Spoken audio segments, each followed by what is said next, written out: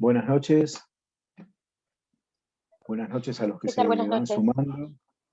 Hola, ¿qué tal? Buenas noches. Buenas noches. Bueno, de a poco nos vamos sumando todos. Disculpen la demora, pero bueno, estábamos esperando que se sume un poco más de alumnos. Somos 61 en total, somos bastante. Bien, bien, bueno. Bueno, buenas noches a todos nuevamente. Mi nombre es Héctor David Rodríguez. Soy el docente a cargo de este curso de elementos de Derecho al Trabajo y de la Seguridad Social. Me acompañan en esta ocasión docentes colaboradores también de acá de esta comisión, como la doctora Mariela Laguesa, que ahora está en la tarea de hospedadora, de administradora de esta reunión, quien va a dar un poco de orden, así que, bueno, si alguien quiere formular algún tipo de preguntas o alguna sugerencia quiera hacer, bueno, ella va a estar atenta a todas las intervenciones que ustedes tengan, ¿no? Y hagan. Tenemos a la doctora María Dillon, que nos está acompañando. Hola María, hola Mary, ¿cómo andás? Buenas tardes, buenas ¿Qué noches. tal? Buenas noches. No te cedí la palabra a vos, Mariela, bueno, para que te presentes. Hola, ¿qué tal? Ahí Buenas está, noches María. a todos y todas. Bien. Bueno, nos acompaña también la doctora Gabriela Matute, que es otra colaboradora docente de la comisión. Y también, no sé si se sumó ya alguien más de los docentes. Ahí está Gaby, ahí te veo. ¿Qué tal? ¿Qué tal, Buenas Gaby? noches. Y está Bárbara Casinotti también, con otro Y, está usuario. Bárbara. La doctora Bárbara Casinotti. Hola Bárbara. Hola a Gaby. todos, ¿Cómo andás? bienvenidos. Ahí logré cambiar el nombre. Bienvenidos. Yo te veo como Bárbara. No sé. No, lo cambié recién. Bien, perfecto. Bueno, y también forma parte de este equipo de trabajo el doctor Martín Morelli, ayudante de primera también de acá de esta comisión, el doctor Páez Nicoletti, Santiago Páez Nicoletti, el doctor Iván Lupinacci, y como ayudante de alumno también nos va a acompañar en algún momento en este curso el Sebastián Medrano, que todavía no se recibió, pero está pronto a hacerlo. Bueno, aquí estamos, en esta reunión que tenemos virtualmente, en esta oportunidad. La idea sería que todas las reuniones fueran bajo esta misma modalidad. Lo importante, más que nada, es destacar, nosotros vamos a avisar cuando la reunión no se hace en forma virtual y la clase se va a pregrabar para que ustedes se conecten a la hora en que se sube, que va a ser la hora del curso, a las 8 de la noche, los martes y viernes, pero se les va a avisar cuando esa clase no va a ser online y va a ser grabada, por lo cual la mayoría de las clases, casi en su totalidad, va a ser bajo esta misma modalidad de Zoom. Vamos a tener diferentes ingresos porque, bueno, como sabemos, es una aplicación que tiene una duración limitada de tiempo. ¿Me escuchan bien, no? Si hay alguno que tiene un problema, bueno, me avisa con la recepción. Y lo importante, más que nada, que quiero destacar es que las comunicaciones que vamos a tener entre docentes y alumnos van a ser a través de la plataforma virtual, a través del campus virtual de la facultad, que tiene varias secciones en las cuales nosotros vamos a interactuar. Tanto sea como en el anuncio de diversas cuestiones vinculadas a la clase, ¿no? Por ejemplo, en cartelera, en la plataforma virtual, que ya están trabajando todos, me imagino, con esa misma plataforma. En cartelera van a tener la indicación del enlace para que ustedes ingresen justamente a la clase del martes o del viernes a las 8 de la noche, de 8 a 9 y media, y los enlaces posteriores para que ingresen en esas tandas de acuerdo a la duración limitada de cada sesión. Pero además comunicaciones que tienen que ver con diferentes temas de temas administrativos, ¿no?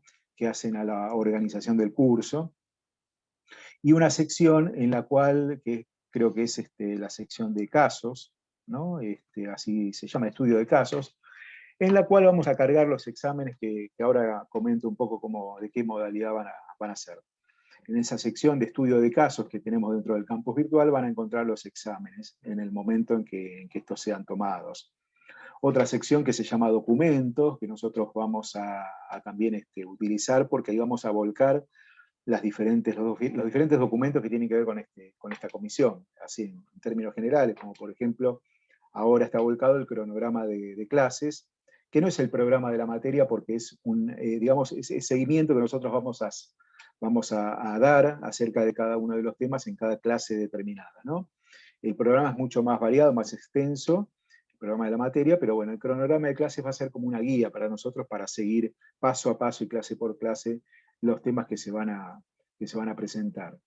En ese cronograma de clases que van a encontrar en la sección documentos, bueno, vamos a ver que está dividido de alguna manera divida la materia en bloques.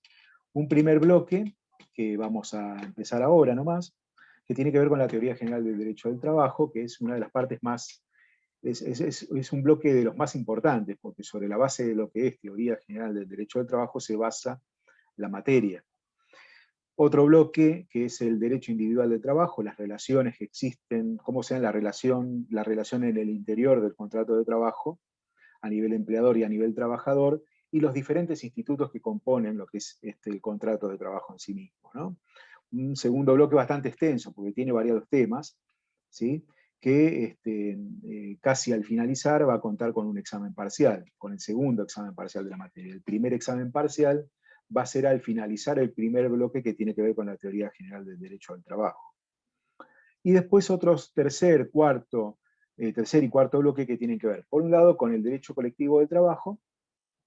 Ahí incorporamos otros actores nuevos, ¿no? que sin embargo, a pesar de haberlos estudiado en algunos puntos de la materia hasta ese entonces, bueno, los vamos a tratar con más detenimiento, que son los sindicatos, las asociaciones profesionales de trabajadores. Y un último bloque, mucho más corto, que es el derecho de la seguridad social, que es una materia muy parecida al derecho del trabajo, porque es una materia social, como es el derecho del trabajo, pero que involucra también otros actores diferentes. Dentro de ese cronograma van a encontrar los diferentes exámenes que vamos a tomar en la materia, que son 3. El primero, ya les dije, al finalizar la primera parte, que es la teoría general del derecho al trabajo. El segundo, casi al finalizar lo que es relaciones individuales de trabajo. Y el tercero, que involucra temas bastante importantes también, que son extinción del contrato de trabajo, derecho colectivo y derecho de la seguridad social. Al finalizar ese tercer examen, bueno, tenemos la posibilidad, en cada examen, no, obviamente, de tomar un recuperatorio para aquellos que no alcanzaron a aprobar cada examen parcial. La fecha de los recuperatorios se va a dar cuando la nota se ponga en conocimiento del examen, ¿no? Cuando se ponga en conocimiento ustedes de la nota. Y al finalizar tenemos un examen final al que van a acceder aquellos que no promocionaron la materia, ¿no? Las fechas, ustedes ya lo habrán visualizado del cronograma de clases, están ahí, ya están fijas las fechas, cuáles son. Así que bueno, cualquier duda que puedan plantear en relación con eso, bueno, la van haciendo porque tienen la posibilidad de que en cartelera, en cada uno de los temas, ustedes efectúen comentarios, ¿no? Los comentarios pueden ser preguntas puntuales que tienen que ver con el tema dado o de orden administrativo. No hay ningún problema, ustedes nos hacen estas preguntas, al igual que esa comunicación de la que hablé al principio, que tiene que ser de lo más interactiva posible. ¿Por qué digo esto? Porque estamos a la distancia, no estamos presencialmente en la Facultad de Derecho y no sabemos por cuánto tiempo vamos a estar así. Tenemos la herramienta que es el mail que proporciona la Facultad de Derecho, con el cual los docentes y los alumnos nos tenemos que manejar. Ese mail, bueno, está a disposición, tanto el mío como el de los demás colaboradores docentes, a todos ustedes, para que nos hagan cualquier tipo de consulta, pregunta, que se les va a tratar de responder en lo inmediato, ¿no? De todas maneras, cada publicación que se hace en cartelera les va a llegar el aviso también por el mail. Por eso es importante de que ustedes tengan en cuenta de que la principal vía de comunicación con los docentes es el correo que la Facultad de Derecho proporciona a cada alumno. Tengan en cuenta que deben, obviamente, controlar la bandeja de entrada en relación también con nuestra materia, por supuesto. En cuanto a la forma de dar la materia, se van a encontrar también entonces con dos posibilidades. La ordinaria será la modalidad online por la plataforma Zoom, lo que sin duda posibilita una mayor interacción entre los alumnos y el docente. Se les va a avisar con tiempo, en cartelera, cuándo van a hacer de qué modalidad va a ser la clase. La mayoría de las veces va a ser bajo esta modalidad. Entonces se les va a avisar también el link de acceso para acceder justamente a valga la redundancia, a la clase. Como excepción, se subirá la clase pregrabada el día y la hora que correspondan, ¿no? Esto permite también una mayor flexibilidad en cuanto a lo que es el seguimiento del tema o la vista de la clase en cuestión, porque ustedes tienen a disposición ese material que pueden visualizar en cualquier momento. De todas maneras, las clases por Zoom también van a ser grabadas y van a contar con ellas después de un cierto tiempo para que nosotros tengamos la posibilidad de volcarlas en el campus virtual. También están previstas, y esa es la idea, que haya varias clases en las cuales se desarrollen temas principalmente vinculados a antecedentes jurisprudenciales que tienen que ver con un tema en particular, ¿no? O temas específicos vinculados quizás a uno en general. No solamente antecedentes jurisprudenciales, sino también algún tema vinculado, ¿no? a esa temática que se está afrontando. De una manera u otra existe la posibilidad siempre de formular dudas, de formular preguntas. Nosotros vamos a tratar de responderlas en lo inmediato. Va a haber también clases prácticas. Ustedes ya lo vieron en el cronograma, los que tuvieron posibilidad de consultarlo. Y en este caso la modalidad va a ser siempre mediante la participación en audiencias por Zoom, ¿no? Esas clases prácticas van a tratar van a pretender por lo menos que haya una mayor participación de parte del alumno de la que puede haber con una clase magistral. Así que bueno, tengan en cuenta esto, que la participación es muy importante, porque ahí en los casos prácticos muchas veces se resuelven aquellas dudas que se presentan desde lo teórico, ¿no?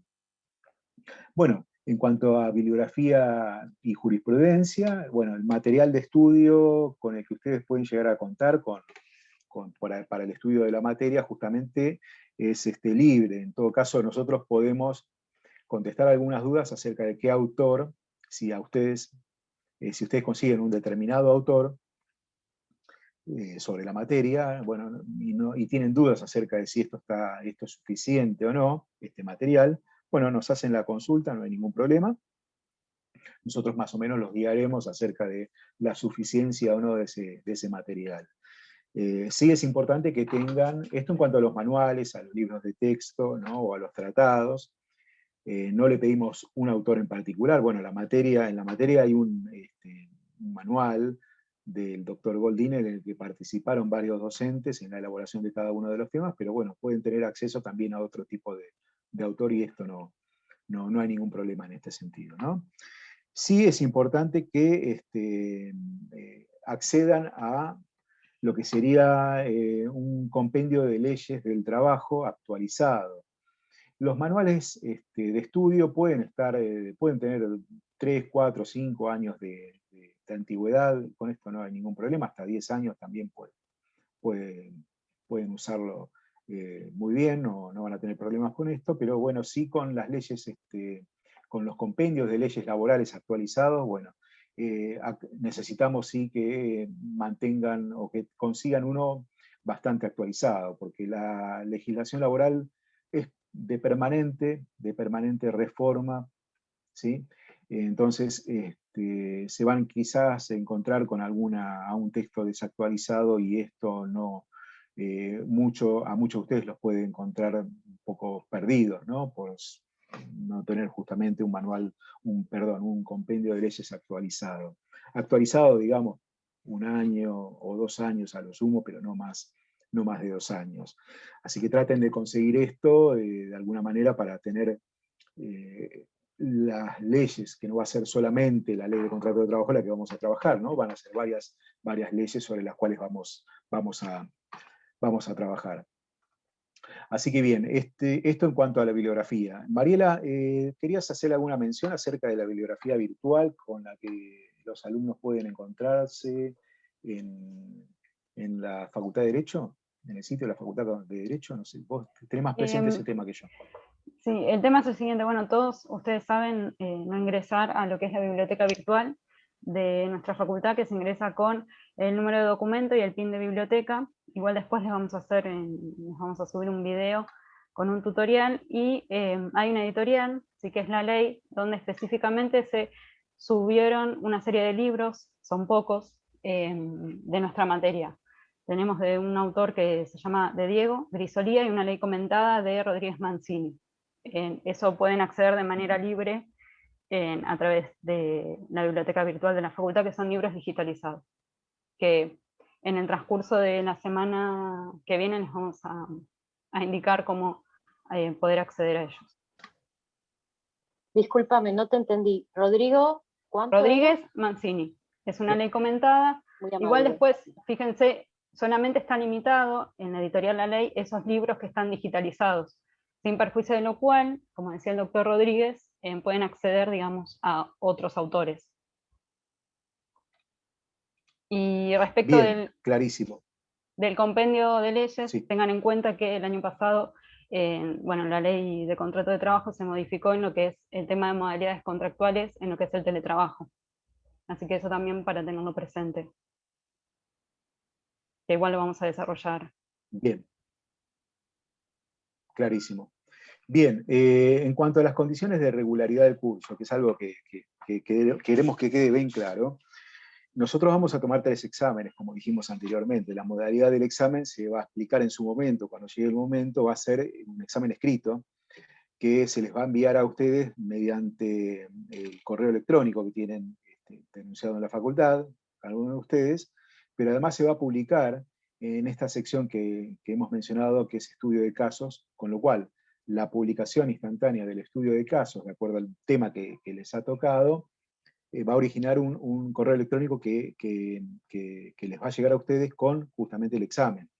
De todas maneras, nosotros vamos a explicar bien esto cuando llegue el momento del primer examen, y la modalidad va a ser la misma para los exámenes posteriores. Es decir, el examen va a ser escrito, la fecha, la hora de presentación ya va a estar estipulada de antemano, el examen presentado después de esa hora no va a ser considerado, existe la posibilidad de recuperar ese examen, la fecha del recuperatorio se les va a dar en el momento en que se entregue la nota del primer examen.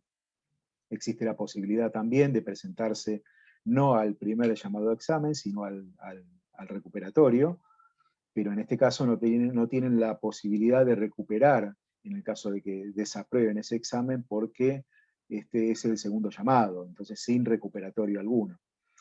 El examen final va a ser bajo la modalidad oral, y esa es la diferencia que vamos a encontrar con los 3 exámenes anteriores, ¿no? Tengan en cuenta que la materia es larga, con mucho contenido, ¿no? Y que deben darle mucha importancia a la primera parte referida a la teoría general del derecho del trabajo, como dije anteriormente, pues sobre esta primera parte, que es la teoría general, rige y se basa el resto de los temas que vamos a analizar a continuación. Condiciones de regularidad, vuelvo sobre el caso. Exámenes, aprobar los exámenes, obviamente. Si se promociona la materia, bien, no van a final, obviamente. Pero además agregamos como una condición de regularidad la presentación de un caso práctico que, llegado el momento y después del primer examen, se va a dar a conocer cuál va a ser, en este caso, la modalidad. Nosotros venimos trabajando con grupos de trabajo, con grupos que van a conformar ustedes, y al final van a ir trabajando a lo largo del curso sobre el tema que van a estudiar, sobre el cual ustedes van a trabajar, y al finalizar el curso, al finalizar antes del tercer examen, van a tener una de las clases designadas para que ustedes hagan una presentación a modo de conclusión del tema que han estudiado. Eso seguramente va a ser un tema vinculado a nuestra materia, al derecho del trabajo. Pero llegado el momento, después del primer examen, se les va a poner se les va a dar a conocer cuáles van a ser los detalles, ¿no?, de esto. Así que, pero sí recalcar de que es una condición de regularidad aprobar este caso práctico, este trabajo práctico que ustedes tienen que hacer. Estos trabajos prácticos tienen que ver con una condición de regularidad. no la asistencia, porque en realidad es muy complicado el tema de la asistencia en esta época donde todo es virtual y donde yo debería, o algún colaborador debería más o menos tener 20 minutos de tiempo para tomar asistencia mediante esta plataforma. Y la verdad que es bastante complicado. Pero bueno, les pedimos sí que asistan, obviamente, a las clases que se van a dar, porque estamos en esta situación tan particular por la que estamos atravesando, haciendo el esfuerzo para que todos, ¿no? Tanto ustedes como nosotros, para que esto se parezca mucho, o de la mejor manera posible, a lo que es la mejor manera de dar ¿no? una clase, una materia que es la presencia de ustedes y de nuestra en la Facultad de Derecho. Lamentablemente, en estos tiempos que nos tocan sucede esto, y bueno, tratamos de adoptar la mejor manera posible para llegar a ustedes, nosotros, y ustedes también llegar al docente de una manera que permita, bueno, por lo menos, ¿no? Tener alguna participación o sacarse dudas acerca de cómo van recibiendo la materia que damos. ¿Alguien quiere plantear alguna duda antes de comenzar con el tema de hoy? Bueno, le damos estos minutos para que después, bueno, nos unamos a las 20:30 a la otra reunión y comencemos con el tema que nos convoca. No sé si Mary o Barbie o Gaby quieren agregar algo a lo que dijimos. Vamos a tener que cambiar de link porque va a seguir de continuado esta reunión. Ya saltó el cartelito antes. Ah, perfecto, bien. Bueno. Pero tenemos 2 o 3 minutos, ¿no?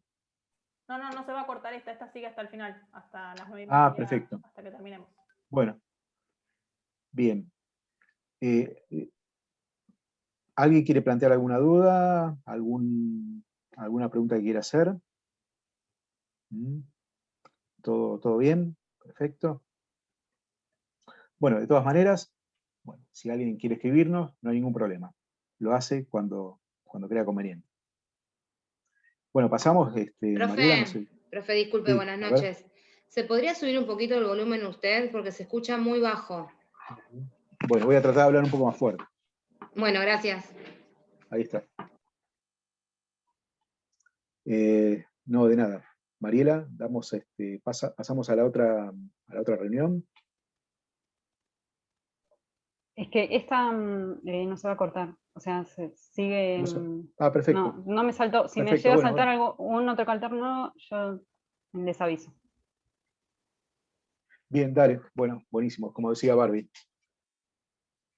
Bien, el tema que nos convoca hoy tiene que ver un poco con un rodeo en la historia que vamos a hacer acerca de lo que es el trabajo, ¿no? Cómo llegamos a algo que se denomina parece una rama autónoma, ¿no? Del derecho, que es el derecho al trabajo, y cómo se llega a conformar una rama separada de lo que es el derecho civil. El derecho civil propiamente es el derecho que involucra las relaciones humanas, ¿no? Las relaciones entre particulares. Pero acá estamos hablando de una relación entre particulares muy particular, valga la redundancia, porque estamos refiriéndonos a una persona que es el trabajador y a otra persona que es el empleador, ¿no? Con distintos poderes, uno con respecto al otro, y con distintos poderes en el ámbito de lo que es la relación de trabajo. Estamos hablando de alguien que tiene mayores poderes que el otro, el empleador, sobre el trabajador, y entonces pareciera ser de que no puede asimilarse este tipo de contrato, el contrato de trabajo, a un contrato del derecho civil. Pero ¿cómo llegamos a esto? Llegamos a través de, básicamente, lo que serían dos partes que podemos definir. Una, la prehistoria de lo que sería el derecho del trabajo, y otra, la historia del derecho al trabajo, que comienza con un acontecimiento que cambia la historia de los humanos a fines del siglo XVIII. La necesidad de trabajar es un imperativo sobre el que se funda toda civilización humana, ya que obliga a que cada individuo entre en relación con los demás, ¿no? La actividad del trabajo supone una colaboración entre todos los hombres, que de acuerdo con las edades y las civilizaciones dependen todos del trabajo del otro. La división del trabajo entonces es algo importante, algo que preocupa a todas las civilizaciones humanas. ¿Por qué? Porque hablar de división del trabajo significa hablar también de cómo se reparten las riquezas que se producen a partir de este trabajo, de estos trabajos, ¿no?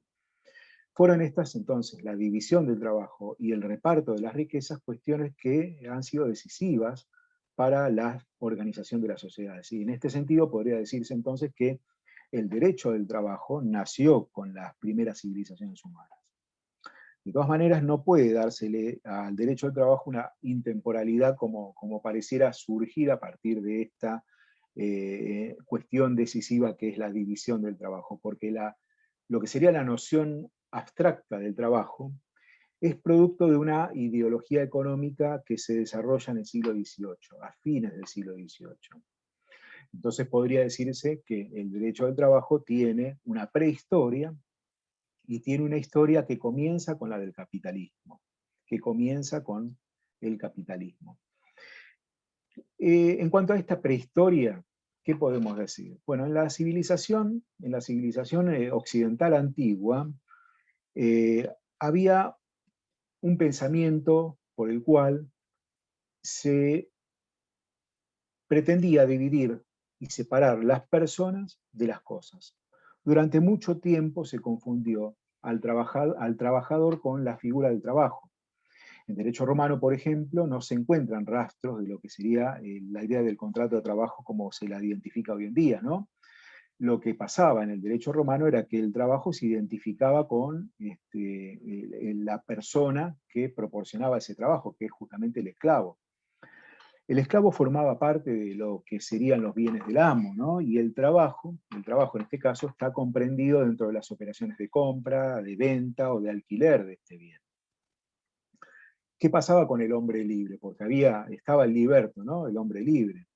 El hombre libre no trabajaba para otro. El hombre libre intercambiaba los productos de su trabajo, los frutos de su trabajo con otra persona, pero no intercambiaba su trabajo. Y cuando a pesar de esto, ¿no? Sucede que el hombre libre trabaja al servicio de otro, ¿no? Por ejemplo, un liberto que trabaja para su patrón, el derecho romano lo que hace es razonar por analogía lo que sucedía en ese caso con la esclavitud, que el hombre se arrienda a sí mismo, el hombre se alquila a sí mismo. Esto es lo que se llama locat se, ¿no? Tal como alquilaría ese hombre a su esclavo si lo tuviera, bueno, él se está alquilando a sí mismo. Ahí es donde se encuentra un poco lo que es el origen de la locatio operatum, o sea, la locación de servicios, que es el ancestro del contrato de trabajo que hasta la aparición de lo que sería el Código Civil, estamos hablando del siglo XIX, ¿no? Fue considerado por los juristas como una locación de cosas. ¿Qué pasa luego? ¿Qué sucede luego? Bueno, viene el feudalismo. El feudalismo, al contrario de lo que sucedía en la antigüedad, en el derecho romano, el trabajo se encuentra esencialmente tratado, ¿no? A través de la persona. Hay un cambio ahí con el feudalismo, porque el trabajo ya va a ser especialmente tratado a través de la persona. La esclavitud subsiste aún bajo la forma de servidumbre, pero que liga ahora en este caso a la persona con la tierra que trabaja. La cristianización que viene también como consecuencia justamente de las ideas de la cristiandad, suaviza un poco la noción porque de la ligación de la persona que trabaja con la tierra, porque en realidad obliga a ver a todo ser humano como una persona concebida a imagen de Dios. Y sobre todo, entonces, el feudalismo hace surgir una figura que hasta ese momento jurídicamente era imposible, que es en el derecho romano, ¿no? Que es la de una relación, estamos hablando ahora sí, a partir del feudalismo, de una relación de dependencia libremente consentida. ¿Qué quiere decir esto? Dentro de lo que es el régimen feudal, todo hombre libre se encuentra dentro de una red de protección, en la cual se le debe protección porque sirve al señor feudal. ¿Qué protección? Bueno, protección frente al enemigo, protección frente al hambre. Bien, si el trabajador, bueno, ese hombre libre que trabaja la tierra en el feudalismo, bueno, cumple con esa tarea, bueno, tiene una suerte de protección. Ahí se está hablando de una relación de dependencia libremente consentida, que es una primera noción que tenemos muy parecida a la que rige actualmente en el derecho del trabajo. En este sistema de pensamiento, aún así, no hay un lugar para una noción abstracta de trabajo, como pasa con el capitalismo. ¿Por qué hablo de una noción abstracta de trabajo? Porque ahí, cuando nace el capitalismo, ¿no? A partir de la Revolución Francesa, es cuando se identifica el trabajo como un objeto negociable, aislado de la persona que trabaja e indiferente de lo que sería la naturaleza particular de cada actividad. Hasta la Revolución Industrial no se designaba con un mismo término, ¿no?, la infinita diversidad de trabajos que existía y de obras. El trabajo se identificaba con la persona del trabajador y la cualificación de esa persona, de manera que no se podía colocar en una misma bolsa la actividad de, por ejemplo, el carpintero, la del médico o la del músico. No se colocaban todos dentro de la misma bolsa, ¿no? El trabajo se identifica con la persona del trabajador y más que nada con la cualificación que tenía ese trabajador. Cada tarea concreta expresaba las cualidades particulares de los que realizaban esa tarea y correspondía frente a esto un lugar determinado de esa persona, ¿no?, dentro de la sociedad. Hasta el siglo XVIII, entonces, la palabra trabajo proviene de un término que se llama tripalium, ¿no?, que era un instrumento utilizado para el azote de los animales, para realizar trabajos, los animales que realizaban trabajos como por ejemplo mover un molino. Bueno, el tripalium era ese instrumento por el que se ataba a los animales para justamente mover un molino y producir bueno, agua, o cualquier tarea que se le encomendara, bueno, que se encomendara a ese animal.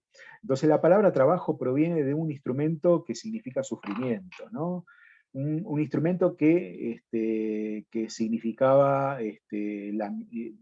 digamos, que estaba asimilado a un animal salvaje, a un animal domesticado en todo caso, pero que, bueno, realizaba a las bestias que realizaban determinados trabajos.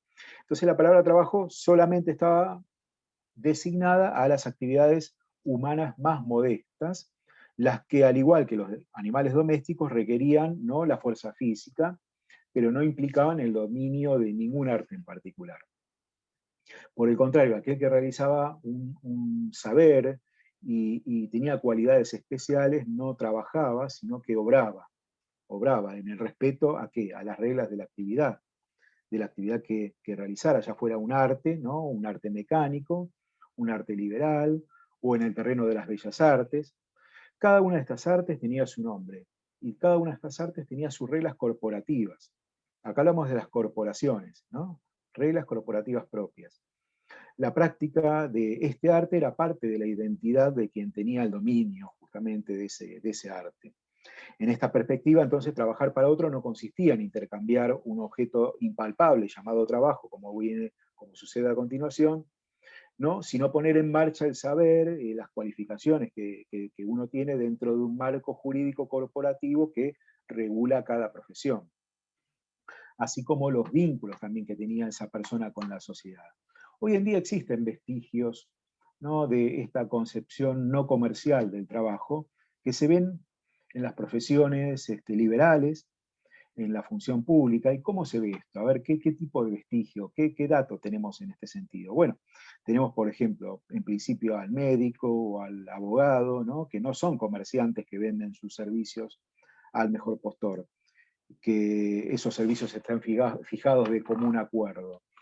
El trabajo de estos profesionales liberales se inscribe dentro de lo que es un marco corporativo que regula las condiciones de acceso a la profesión. Los servicios que proponen estos profesionales liberales están relacionados con las cualidades de la persona, ¿no? Y el beneficiario de los servicios no paga un precio, no paga un sueldo, sino que paga un honorario, ¿no? El honorario, entonces, es como una manifestación del reconocimiento por los servicios obtenidos, que en principio son incalculables, pero que de todas maneras está, ¿sí?, fijado por ese régimen corporativo que determina cuál es el precio, valga la comparación, de ese servicio prestado, que en principio es incalculable. Paralelamente, también un juez o un docente, por ejemplo, aquellos que cumplen con una función pública no arriendan sus servicios, ya que son, en estos casos, titulares de lo que sería un oficio de interés general. Y el dinero que perciben del Estado no es un sueldo también.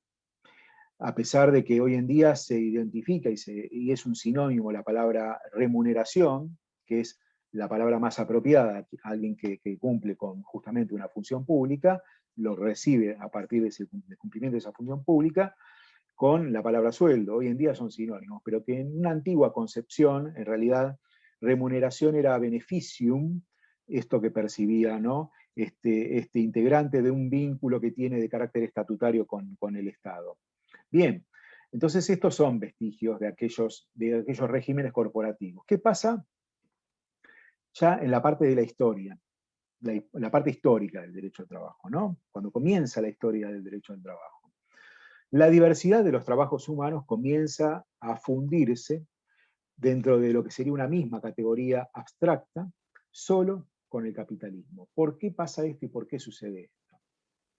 Los productos con el capitalismo se transforman en mercancías. Y las artes y los oficios, los diversos oficios que existían, fueron asimilados todos a una noción abstracta única de trabajo. ¿Apropiada para qué? Apropiada para la medición, apropiada para el intercambio. El capitalismo lo que exige, en estos casos, es un cierto modo de abstracción, porque lo que necesita, en todo caso, es reducir todo aquello que se encuentre en la vida del hombre a cantidades medibles, ¿no? Tanto a los hombres como a las cosas, ¿no? Porque eso es una exigencia ¿de qué? Es una exigencia de las economías de mercado. Considerar entonces al trabajo como un bien cuantificable e intercambiable es una ficción obviamente, pero es una ficción necesaria al capitalismo. En efecto, ¿no? Entonces, para basar la producción y lo que sería la repartición de riquezas sobre la base del libre intercambio, hay que hacer de cuenta de que el trabajo, la tierra, la moneda, son productos intercambiables, como si fueran mercaderías. Solamente entonces, ¿quién va a ser, en ese caso, el responsable de instituir esa ficción? El derecho al trabajo.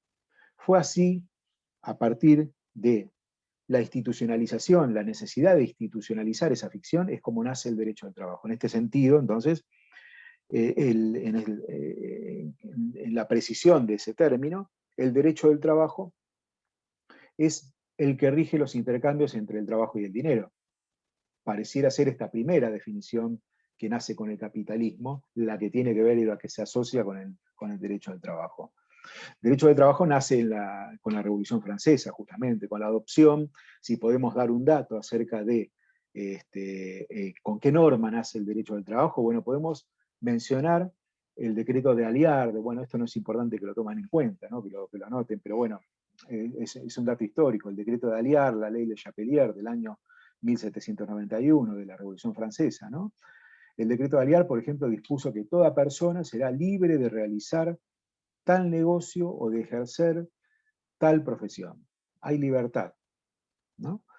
Esto producto justamente de los ideales de la Revolución Francesa. Y la ley de Chapelier lo que hace es desmantelar, aniquilar todo tipo de corporación de ciudadanos del mismo Estado y de la misma profesión. De este modo, la Revolución Francesa lo que hace es, en tren de acabar con el régimen de las corporaciones, ¿no? Abre, y la libertad, y hablar de la libertad, y expresar los ideales de la libertad, abre la vía de lo que sería la contractualización de las relaciones de trabajo.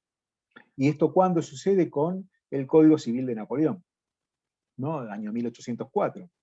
El trabajo deja de ser una forma particular de arrendamiento para transformarse en lo que es la locación de obras, ¿no? Y entonces el Código Civil de Napoleón define a este contrato de locación de obras como el medio por el cual, ¿no?, cada una de las partes se compromete a hacer algo para la otra a cambio de un precio libremente convenido por las partes en forma libre.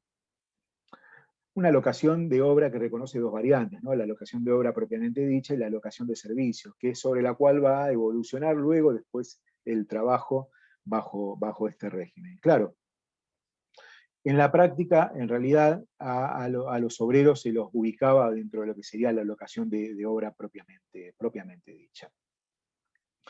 Pero, ¿qué pasó acá? ¿Qué pasa acá o qué pasó acá? No es sino que hasta fines del siglo XIX, cuando nos damos cuenta de que en realidad el Código Civil había olvidado de incluir al trabajo realmente. ¿Por qué pasa esto? ¿Y por qué decimos esto? Porque en el año 1804 no existía lo que sucedió luego, que es la Revolución Industrial. No existía el trabajo en la empresa, en la fábrica, el trabajo en las industrias, ¿no? El horizonte de la Revolución Francesa quizás era el del pueblo, un pueblo de pequeños trabajadores independientes, pero no del trabajo subordinado. No el trabajo subordinado como viene a imponerse luego esa modalidad.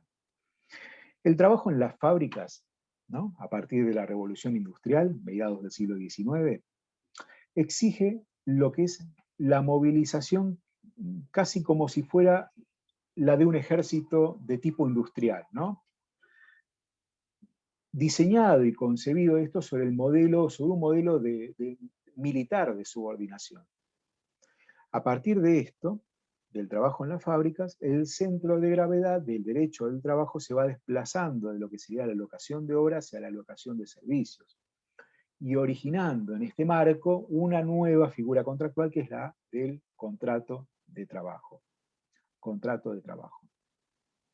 Y ahí es cuando vemos que las primeras disposiciones que tienen que ver con el trabajo industrial apuntaron a proteger a los trabajadores más débiles, por ejemplo los niños, ¿no?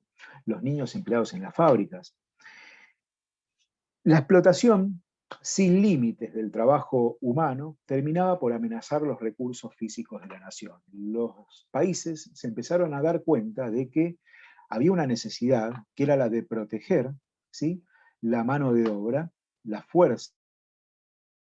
El legislador tenía que intervenir de esta manera para proteger a esas personas, porque empezaba a peligrar lo que sería justamente la población. Limitando cómo. Limitando cómo empezó el legislador a intervenir en estos casos. Limitando la duración del trabajo, ¿no? La duración del contrato de trabajo en cuanto a la jornada. El trabajo de los niños, 1840 y pico, ¿no? La primera norma que tiene que ver con el 1841, que tiene que ver con el trabajo de los niños. Protegiendo a las mujeres, la parte más débil de la relación. Los hombres todavía eran destinados a los ejércitos, y las fábricas utilizaban más que nada niños y mujeres para, ¿sí?, los trabajos que muchas veces eran realizados en jornadas bastante extenuantes, ¿no? A partir de la aparición entonces de estas primeras leyes, el derecho del trabajo obliga a tener en cuenta lo que sería el largo tiempo de la vida humana. Esta preocupación empieza a justificar la adopción en el año 1898, fines del siglo XIX, sobre lo que sería el régimen de accidentes de trabajo, ¿no? Al introducir lo que sería la idea de la responsabilidad sin culpa del empleador, ¿no? La responsabilidad de tipo objetivo, que cambia lo que sería la idea de responsabilidad civil que hasta ese momento existía. De esto vamos a hablar más adelante también, cuando hablemos de accidente de trabajo, cómo se cambia esa idea de la culpa patronal.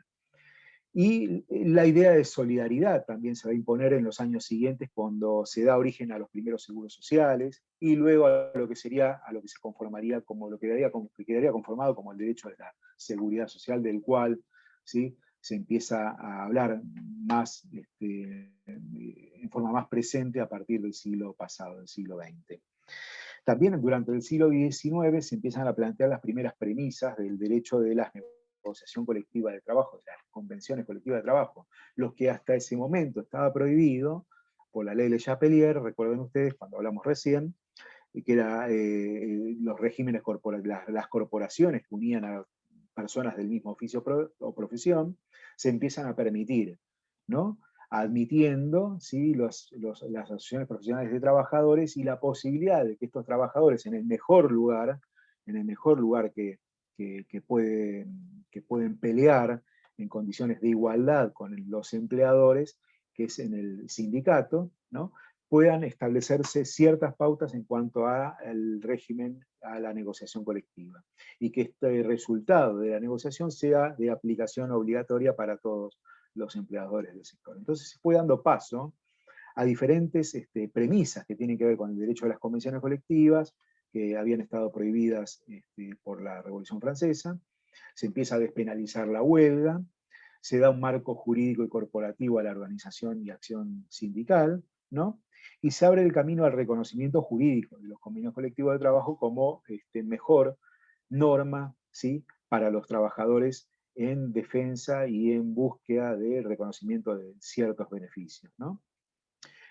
Este es un largo camino que se fue dando a partir de la irrupción del trabajo industrial y de haberse dado cuenta el legislador, ¿sí?, de que el régimen estrictamente contractual del Código Civil, donde se veía a ambas partes como iguales, no era tal, porque el trabajo industrial se plantea de un modo diferente, no existía hasta aquel entonces, bueno, y esto va a cambiar un poco el sentido de cómo se ve ese régimen contractual. Entonces empieza a hablar de otro derecho, de un derecho nuevo, que es el derecho al trabajo, y de un contrato diferente al contrato civil, que es el contrato de trabajo, un contrato que vincula a dos partes que en principio son desiguales.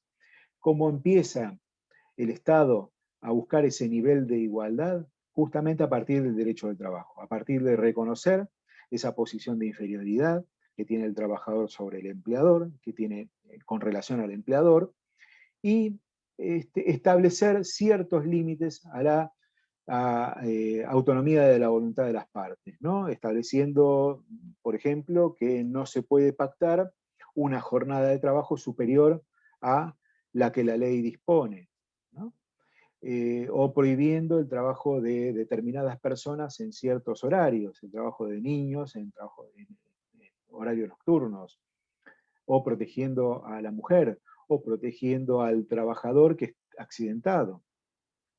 Bueno, esto es lo que fue dando, esto es lo que fue conformando un nuevo derecho, que es el derecho al trabajo, que tiene especial ímpetu a partir de ciertos cambios políticos y económicos y sociales también que se produjeron con motivo, por ejemplo, de la Primera Guerra Mundial, de la Gran Guerra, una guerra que involucró a un montón de personas, ¿no?, o sea, a toda la población, conflicto que revalorizó de alguna manera la importancia de la cooperación de los trabajadores en la producción.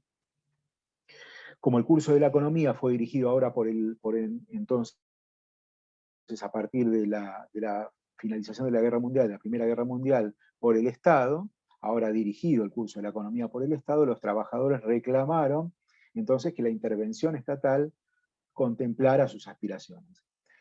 Producto justamente de la finalización de la Segunda Guerra Mundial, el Tratado de Paz de Versalles, es que se crea en ese tratado la Organización Internacional de Trabajo. El tratado, al sentar las bases de la creación de este organismo internacional, de esta Oficina Internacional de Trabajo, primeramente llamada de esta manera, estableció que la paz universal no puede fundarse sino sobre la base de la justicia social. Y que la no adopción por una nación cualquiera, ¿no?, de un régimen de trabajo humano que no tuviera los principios, o que no siguiera los principios de importancia urgente, bueno, minaría los esfuerzos de los demás países para lograr justamente esa paz social. ¿Qué principios de importancia urgente se establecieron en el Tratado de Paz de Versalles que dan origen a la Organización Internacional de Trabajo? Y en materia, y vinculados a la materia nuestra, a la materia laboral. El trabajo no debe ser considerado como una mercancía o un artículo de comercio, ese es el primer principio que se establece. Principios de cumplimiento obligatorio por los países que conforman la Organización Internacional de Trabajo, ¿no? El derecho de asociación, con vista a todos los fines, ¿no? El pago a trabajadores de un salario que asegure un nivel de vida conveniente, adecuado. la adopción de una jornada de 8 horas o de semanales de 48 horas, la adopción de un descanso semanal, la suspensión del trabajo de los niños y el principio de igual trabajo por igual tarea sin distinción alguna de sexo. Estos son los principios de importancia urgente que nosotros bueno, vamos a estudiar más adelante cuando hablemos también de la función y de la función y de la labor, de la misión de la Organización Internacional de Trabajo en materia laboral, en materia de trabajo, ¿no? Paralelamente a lo que sería la creación de esta Oficina Internacional de Trabajo, de esta Organización Internacional de Trabajo, fue de alguna manera incorporándose en las diferentes constituciones diferentes cláusulas sociales que tienen que ver con el trabajo, ¿no? La Constitución alemana de Weimar primero, la Constitución de México de 1917, bueno, incluyen en sus textos los derechos sociales. De esto vamos a hablar la clase que viene y la posterior, cuando hablemos de fuentes de derecho al trabajo, porque este es un proceso que se denomina constitucionalismo social. Las constituciones liberales, a las constituciones liberales que hasta ese momento existían, se les fueron sumando cláusulas de tipo social, y este proceso se llamó constitucionalismo social, que también involucró a nuestro país. Entonces, los derechos sociales se van a ir incorporando a lo que serían las leyes fundamentales de cada nación. Hay una idea que gira en torno a lo que es el trabajo humano, que es la idea de libertad, que se entendió de una manera, pero que luego derivó en otra y mutó en otra con la irrupción del trabajo industrial. Se entendió de una manera en la Revolución Francesa, ¿no? Con los principios de la Revolución Francesa que tienen que ver con la libertad, la igualdad y la fraternidad. Bueno, la libertad es uno de ellos, pero que mutó, ¿no?, con la aparición del trabajo industrial. ¿Por qué hago referencia a esto? Porque hay en este ámbito de las relaciones, que es el ámbito de trabajo, hay una idea de libertad que no es tal. Hay una libertad consagrada para trabajar, ¿no? La misma Constitución Nacional nuestra del año 1853-1860 habla de la libertad de trabajo, ¿no? Se tiene que asegurar a todos la libertad de trabajar, ¿no? De todas maneras, no tiene para todos un mismo significado la libertad de trabajador, porque para algunos, quizás que se encuentran en mejores situaciones que otros, el significado no tiene igual contenido, porque cuando existe necesidad, y especialmente una necesidad que es la de obtener recursos para la subsistencia, no hay mucho espacio para elegir o para decir que no. No hay mucho espacio para decir, bueno, elegir con quién trabajo o decir que no trabajo, porque yo vivo de mi trabajo. Y las necesidades del trabajador y la de su familia están muy vinculadas al hecho de tener o no trabajo, ¿no? Entonces hay un ámbito muy reducido entonces del territorio de la libertad que se da en nuestro derecho. Pero también la limitación de libertad que tiene que ver con esa consecuencia adicional que es la situación de inferioridad que se presenta con respecto a quién tiene, ¿sí?, los medios de producción. Bueno, la persona que no puede escoger entre trabajar y no hacerlo, bueno, y está obligada a una actividad productiva, que no tiene recursos propios, debe resignarse de alguna manera a lo que es el trabajo por cuenta ajena, ¿no? Hay una relación de dependencia a la que uno, ¿sí?, en la que uno se involucra, pero que de alguna manera también involucra una pérdida de la libertad, porque en realidad, ¿sí?, al sumarse a una relación que se da entre una persona, la más poderosa, el empleador, ¿sí?, que tiene la facultad de establecer las condiciones de trabajo y el trabajador solamente aceptarlas, bueno, no estamos hablando de una libertad en el sentido más amplio como aquella que se entendió justamente con la Revolución Francesa. Canfrón, que es un estudioso de la materia, decía que la relación entre un empresario y un trabajador aislado es típicamente una relación entre un detentador de poder y quien no detenta poder alguno. se origina como un acto de sumisión, ¿no? Que en su dinámica produce una situación de subordinación. Por más que la sumisión y la subordinación pueda ser disimulada, decía Canfrón, por esa indispensable ficción jurídica como conocida como contrato de trabajo. Aun cuando no se acompañe a Canfrón en negar la existencia del contrato de trabajo, no puede desconocerse que, sumada esta situación a la necesidad de obtener un salario, la inevitable sumisión que significa del trabajador respecto de los poderes del empleador, que implica el vínculo laboral que se establece de forma dependiente, no es compatible, pareciera ser que no es compatible con el acuerdo libre de voluntades que el derecho civil supone a través de un contrato de los de su tipo. El trabajador entonces queda sometido a lo que es el poder del empleador, de organizar la actividad productiva de la empresa, de dirigir la actividad personal de los trabajadores, de cada uno de los dependientes de la empresa, y hasta de sancionar justamente los incumplimientos de los trabajadores en el cumplimiento de esa labor. Ejerce el poder de dirección, ejerce el poder disciplinario. La observación entonces de estas consecuencias, de esta posición, ¿no?, de supremacía del empleador por sobre el trabajador, nos hace pensar en que el trabajo por necesidad y el trabajo subordinado supone que la persona que trabaja tiene una inevitable y progresiva pérdida de libertad, por lo que mal podría llegar a calificarse, ¿no?, a esa prestación personal del trabajador dependiente como una manifestación de trabajo libre, para la cual podría llegar a estar destinado, ¿no?, ese contrato entre pares, como aquel que se entendió de la alocación de obra en el Código Civil. A esta situación es la que quiso dar respuesta el derecho del trabajo, operando el derecho del trabajo, no solamente en el acotamiento, la limitación de la libertad resignada por el trabajador opera en ese ámbito, el derecho del trabajo, ¿sí?, en ese ámbito en el que se produce la restricción de la libertad resignada justamente por el trabajador, sino también operando en ese caso, ¿no?, en ese aspecto. Pero también lo que hace el derecho al trabajo es compensar de alguna manera esa reducción de libertades con seguridades. Estas seguridades son las que vamos a analizar a lo largo de esta materia. ¿Cuáles son esas seguridades a las cuales se refiere el derecho del trabajo? Bueno, nosotros va a ser tarea para ustedes, ¿sí?, para la próxima clase, en la que vamos a intercambiar algunas ideas de la lectura que ustedes van a tener de un texto de Alain Supiot,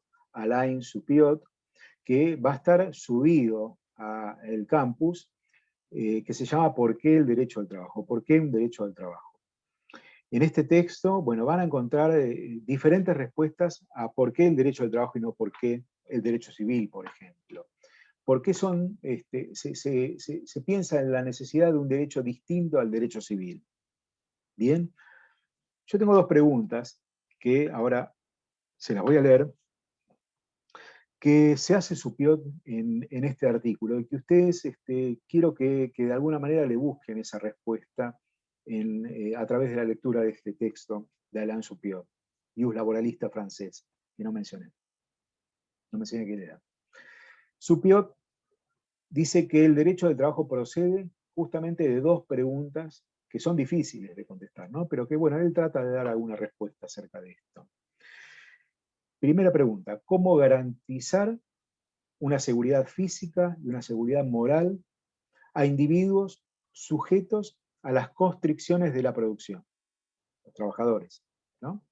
¿Cómo garantizar una seguridad física, una seguridad moral de estos individuos que están sujetos a la producción, a los designios de la producción?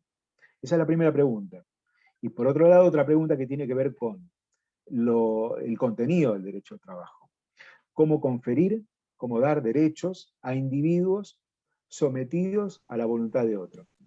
¿Cómo dar derechos a individuos sometidos a la voluntad de otro, a la voluntad del empleador?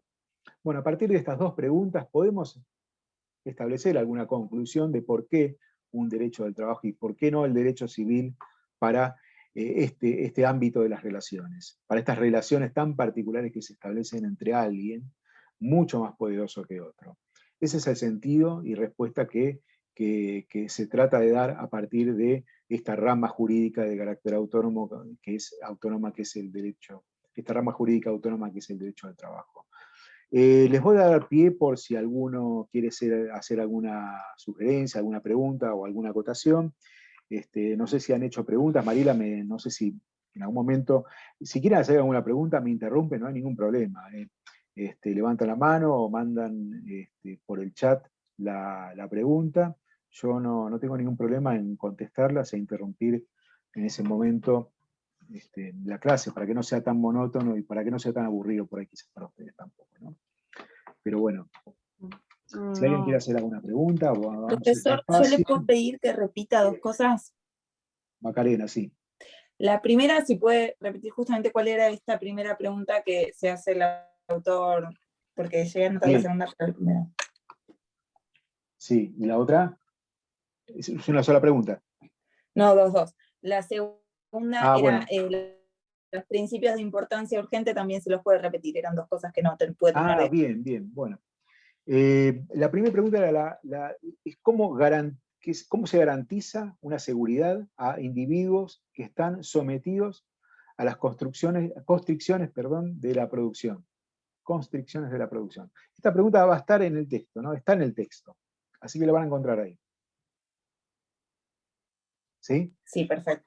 Y estos principios de importancia urgente son los que vamos a trabajar también cuando hablemos de la OIT, y que tienen que ver con estos mínimos que la OIT fijó para que todas las naciones lo adopten, que tienen que ver con un régimen de trabajo humano, ¿no? Que si no se cumplen por alguna de las naciones que integran la OIT, esto obstaculizaría, mejor dicho, los esfuerzos que las demás naciones tienen o tratan de hacer para lograr estos principios de importancia urgente, que son 7, ¿no? Primero, el trabajo no debe ser considerado como una mercancía. Segundo, garantizar el derecho de asociación, obviamente con fines no contrarios a las leyes. El pago de un salario que asegure un nivel de vida adecuado a los trabajadores, una jornada limitada de 8 horas o 48 horas semanales, un descanso mínimo y continuado de una jornada, ¿no? Si es posible un día domingo, pero bueno, esto tiene que ver con quizás la tradición y la cultura de cada país, con más que nada cuestiones vinculadas a lo religioso, si es un domingo, un sábado, un viernes, pero bien, preferentemente un domingo, dice la OIT, que puede ser otro día. Igual ya vamos a entrar en detalle cuando hablemos de descansos. La limitación del trabajo de los niños, la suspensión en todo caso del trabajo de los niños, y el principio de igual tarea por igual salario, igual salario por igual tarea, sin distinción de sexo. Bien, a esos principios, esos principios son mencionados en el Tratado de Paz de Versalles del año 1919, que pone fin a la Gran Guerra, la Primera Guerra Mundial. Hay una pregunta de Jorge Losito, que consulta que el compendio que encontró es uno actualizado de diciembre del 2018, si sirve ese compendio. Sí, sirve. Tengan en cuenta que las reformas que han habido posteriores las vamos a mencionar. Quedan ustedes hacerse de esas reformas para seguir bien, ¿sí? Y correctamente lo que sería la materia.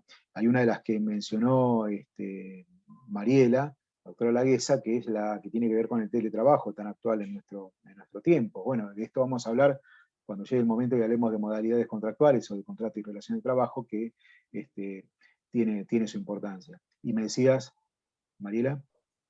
Que ya subimos no es una consulta. ya está en el campus virtual, en la parte de documentos, gran parte del material que vamos a utilizar en el cuatrimestre, inclusive el texto de Ana Perfecto. Supiot, ya lo subimos. El texto de Ana Supiot que lo tienen para la clase que viene el martes, para leerlo, ¿no? Y bueno, y hablemos un poco de lo que dijo Supiot acerca de por qué el derecho al trabajo. ¿Perfecto? Bien, bueno. Bueno, los dejo liberados, hoy viernes a la noche, me imagino que ya no quieren saber más nada, pero bueno. Recién comenzamos, es una materia larga, como les decía anteriormente, ¿sí? Denle mucha importancia a esta primera parte, que es la teoría general del derecho del trabajo, porque es la clave para comprender bien, para entender bien y para guiarse bien, ¿no? En lo que resta de las instituciones que vamos a analizar a partir del segundo bloque, ¿no? Así que bueno, muchas gracias por acompañarnos. Cualquier duda, pregunta que quieran formular, igual, de todas maneras, la vamos a tratar de responder. La pueden hacer en cartelera, ¿no? O mandarnos un mail, no hay ningún problema. Cualquiera de las dos formas es válida. Y sí es importante, hay que, bueno, por ahí quizás para ustedes les sirve, es bueno esto, lo de tener un grupo de WhatsApp del que nosotros obviamente no vamos a participar, pero bueno, esto está bueno, fue una iniciativa que han tenido todos, ¿no? En las diferentes materias. Y que se vayan conociendo nos parece fantástico porque van a trabajar en equipos, más adelante, y bueno, esto tiene que ver también con una condición de regularidad. Y una participación sobresaliente puede ayudar también en una nota de promedio. Esto nosotros lo tenemos en cuenta. Perfecto, es así. Bueno, gente, les agradezco la compañía.